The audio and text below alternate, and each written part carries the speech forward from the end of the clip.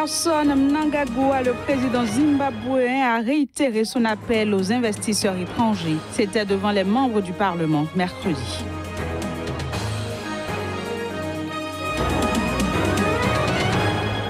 Formation sur la cybercriminalité au Burkina Faso, une initiative du réseau panafricain pour la paix, la démocratie et le développement.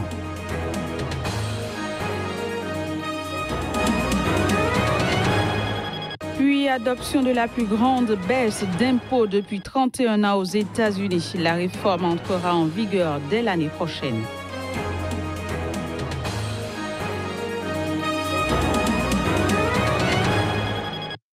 Vous êtes bien sûr Sika TV, bienvenue à toutes et à tous.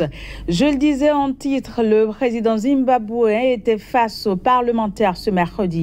Occasion pour Emerson Mnangagwa de réitérer son appel aux investisseurs étrangers à revenir dans son pays, et ce tout en leur promettant une économie transparente, débarrassée de la corruption. Voici le reportage. Lors d'un discours sur l'état de la nation, le nouveau président zimbabwéen investi le 21 novembre dernier, après la démission de Robert Mugabe poussé vers la sortie par un coup de force de l'armée, a déclaré que son gouvernement est déterminé à ouvrir le pays aux investisseurs en construisant une économie libre et transparente. Nous sommes déterminés à éliminer toutes les incohérences politiques du passé, à faire du Zimbabwe une destination attrayante pour les capitaux.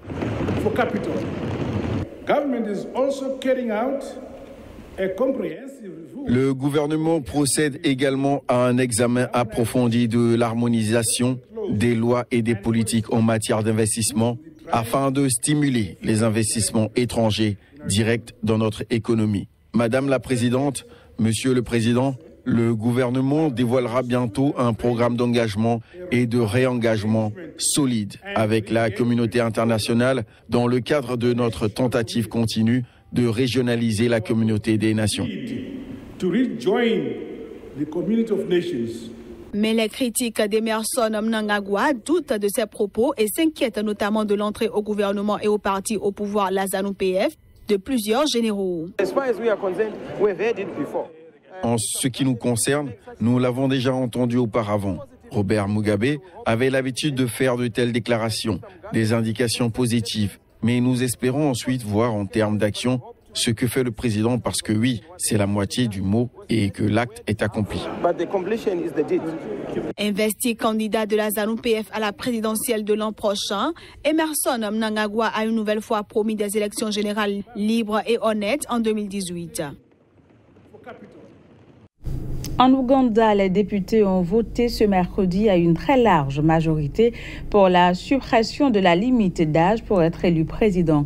Ils ouvrent ainsi la voie à une nouvelle candidature en 2021 du chef de l'État, Yoweri Museveni, âgé de 73 ans. Les détails, ce sera dans ce élément.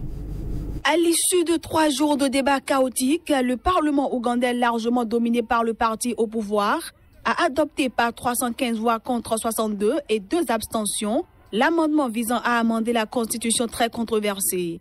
Adopté ce mercredi, le projet de loi réintroduit une limite au nombre de mandats présidentiels qui avait été supprimée en 2005.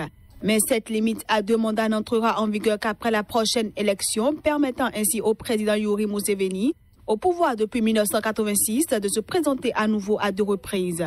Le mandat des députés a quant à lui été rallongé de 2 ans, passant de 5 à 7 années, repoussant ainsi les prochaines législatives à 2023. Pour l'avocat et défenseur des droits de l'homme Nicolas Opio, cette décision constitue un revirement pour le processus démocratique en Ouganda. Selon lui, dans un pays où, selon les observateurs internationaux, les élections ne sont pas le reflet de la libre volonté du peuple, la limite d'âge était l'unique soupape de sécurité qui aurait permis que le président Yoweri Museveni abandonne pacifiquement le pouvoir. Par contre, pour le porte-parole du parti au pouvoir, le mouvement de résistance nationale, Rogers Mulindwa, la loi n'était pas faite pour bénéficier au chef d'État actuel, mais destinée à lutter contre la discrimination par l'âge.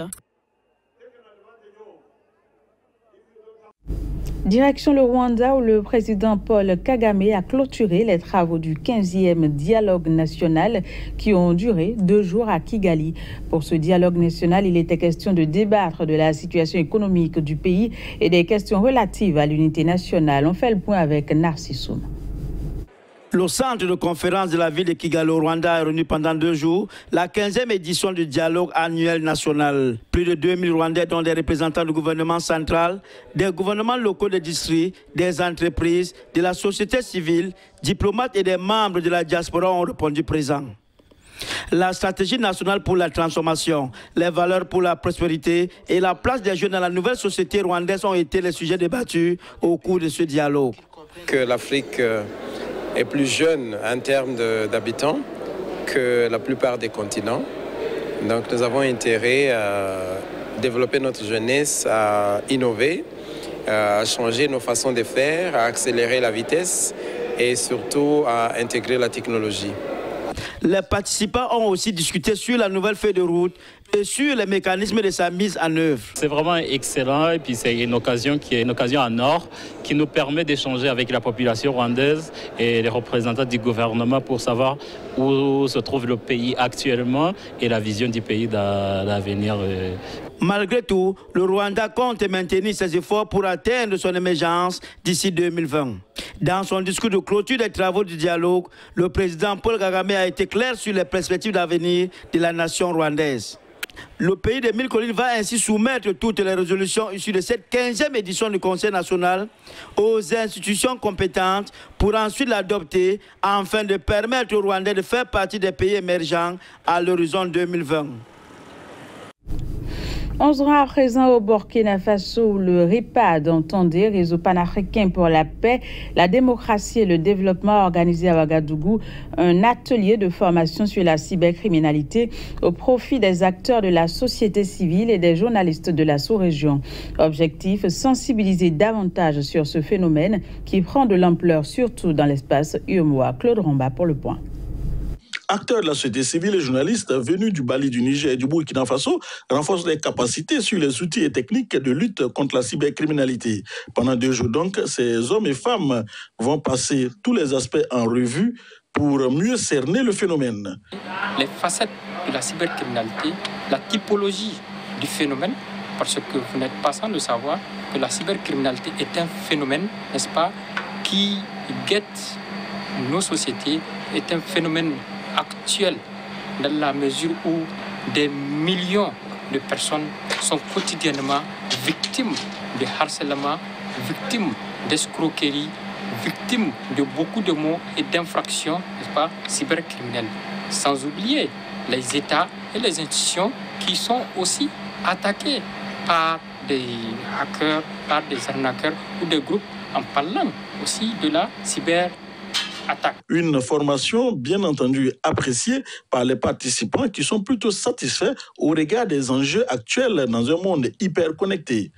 Protéger de ce fléau-là qui nous guette et dont nous ignorons beaucoup de choses en la matière puisque nous posons des actes qui rentrent dans ce cadre-là sans le savoir. À travers cette formation également, nous avons compris que la question de la cybersécurité doit être la priorité de tous nos États. Parce qu'aujourd'hui, la cybercriminalité, vous le savez, c'est aussi un moyen qui est utilisé par les terroristes, n'est-ce pas, pour davantage, n'est-ce pas, affaiblir la sécurité dans nos États. Rappelons que cet atelier de formation est organisé par le Réseau panafricain pour la paix, la démocratie et le développement, le RIPAD.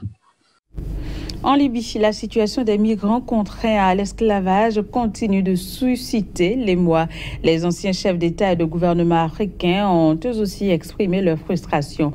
Réunis au sein du Forum Afrique, une plateforme de réflexion réunissant 38 d'entre eux, ils ont fait part de leur lecture de la situation. C'était à la faveur d'un point de presse conduit par l'ancien président béninois Nicéphore Soglo, vice-président du Forum. On l'écoute. Ce qui se passe aujourd'hui en Libye reflète dans l'ensemble le vide laissé par le pouvoir après la chute du régime de Kadhafi, qui a été démis de ses fonctions et tué par des forces étrangères. La Libye est maintenant dans la catégorie des États en faillite. Une situation qui a accéléré la propension du pays à être utilisé comme un important marché de trafic humain et comme une voie royale pour l'immigration clandestine vers l'Europe.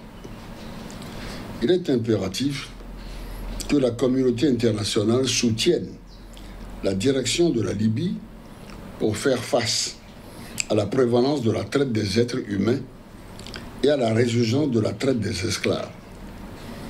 En conséquence, le Forum Afrique appelle tous les États partis au protocole visant à prévenir, réprimer et punir la traite des personnes, en particulier des femmes et des enfants, de soutenir le gouvernement de Tripoli afin d'arrêter la traite des êtres humains et la traite des esclaves en Libye.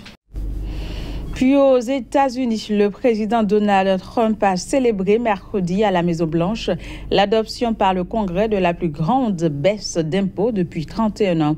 Notons qu'il s'agit là de la première réforme majeure de son mandat, 11 mois après son accession au pouvoir. On fait le point à travers cet élément. Donald Trump avait promis aux Américains la baisse des impôts au cours de son mandat. C'est désormais chose faite. Le Congrès américain a adopté la plus grande baisse d'impôts depuis 31 ans aux États-Unis. Une grande victoire pour le républicain milliardaire.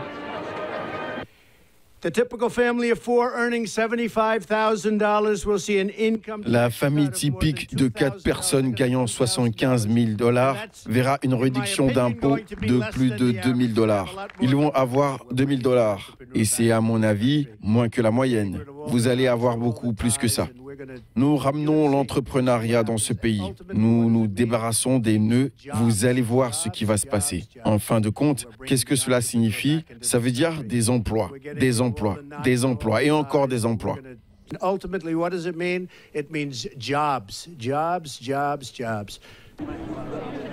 La baisse des impôts ajoutera 1 500 milliards de dollars au déficit de la prochaine décennie, mais les républicains arguent qu'elle posera durablement la croissance au-delà de 3%, générant au passage de nouvelles rentrées fiscales. La réforme de la fiscalité s'appliquera dès 2018.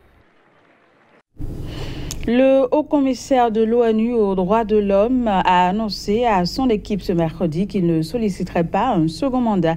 Il évoque comme raison un contexte géopolitique actuel défavorable.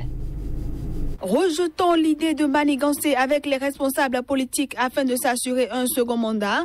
Le haut-commissaire de l'ONU aux droits de l'homme, le Jordanien Zeid Ra'ad al-Hussein, a tout en évoquant un contexte géopolitique actuel défavorable, annoncé ce mercredi qu'il ne solliciterait pas un second mandat.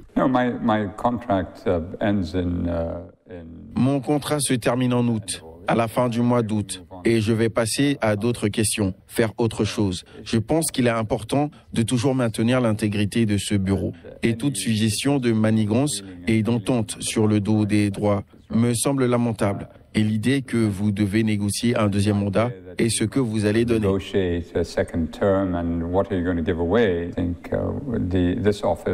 Je pense que ce bureau ou d'autres ont suggéré que le bureau du secrétaire général devait être un bureau à mandat unique. Et cela me paraît logique.